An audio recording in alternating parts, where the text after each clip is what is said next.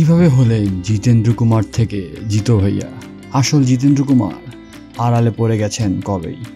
এখন তিনি সবার আদরের জিতু ভাইয়া।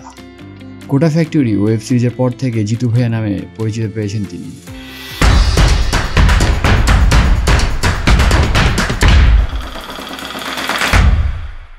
তবে অ্যামাজন প্রাইম ভিত্তিক ভিডিও সিরিজ পঞ্চায়েতে তাকে খ্যাতির তুঙ্গে পৌঁছে দিয়েছে।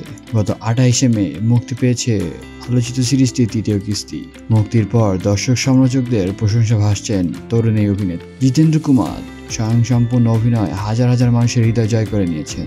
কিন্তু অনেকে জানলে চমকে যেতে পারেন, একটা সময় অভিনয়ের সঙ্গে তার কোনো সম্পর্ক ছিল না। রাজস্থানের থৈথরলায় এক তরুণ ছাত্র হিসেবে মেধাবী ছিলেন, পড়তেন প্রকৌশল বিশ্ববিদ্যালয়। ভারতের IIT খড়গপুর থেকে সিভিল ইঞ্জিনিয়ারিংয়ে পাশ করেছিলেন। তবে এখানে পড়ার সময় থেকে অভিনয়ের প্রতি তার একটা অনুভব ছিল জিতেন্দ্রের। কলেজে নাটকে অংশগ্রহণ করতেন, আর সেই সূত্র ধরেই ভাইরাল ফিভার এর সৃজনশীল পরিচালক এবং লেখক বিশপতি সরকারের সঙ্গে পরিচয় হয় তার। 2012 সালে বিশপতি তাকে TVF এ কাজের প্রস্তাব দেন। এখান থেকেই অভিনয় যাত্রা শুরু।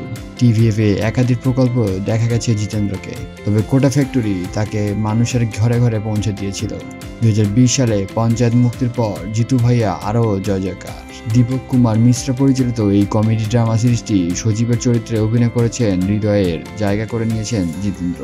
OTT-তে কেবল থ্রিলার আর ক্রাইম ড্রামা বেশি চলে। প্রচলিত এই সত্য ভুল প্রমাণ করে পঞ্চায়েত। প্রথম দুই কিস্তি ব্যাপক জনপ্রিয়তার পর তৃতীয়টি হাঁটতে চলেছে একই পথে। পঞ্চায়েত 3 এর সাফল্যের খুশিতে আত্মহারা জিতেন্দ্র কুমার। এক সাক্ষাৎকারে তিনি জানিয়েছেন, সিরিজটি তার ক্যামিয়ার মোড় ঘুরিয়ে দিয়েছে। এই প্রসঙ্গে অভিনেতা বলেন, পঞ্চায়েত এরপর আমার পেশাগত জীবন অনেক বদল এসেছে। আমি এই ধরনের চিত্রনাট্য কাজ করার স্বপ্ন দেখতাম, এখন সেই ধরনের কাজের প্রস্তাব আসছে। আগে আমি সবার নজরে পড়ার জন্য বেশি করে স্ক্রিন টেস্ট দিতাম।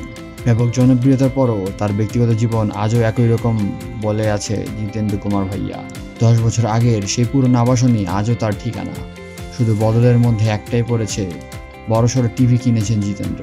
পঞ্চায়েত সিরিজের ফুলরা গ্রামের সচিব অভিষেক ত্রিপাঠীর সঙ্গে বাস্তবে তার কোনো মিল নেই বলে জানিয়েছেন জিতেন্দ্র কুমার। আবার পর্দায় জীবন্ত হয়ে উঠবে ফুলরা গ্রামের সেই চেনা মুখগুলো। তো ভিডিওটি ভালো লাগে থাকলে অবশ্যই সাবস্ক্রাইব করতে ভুলবেন না। ধন্যবাদ।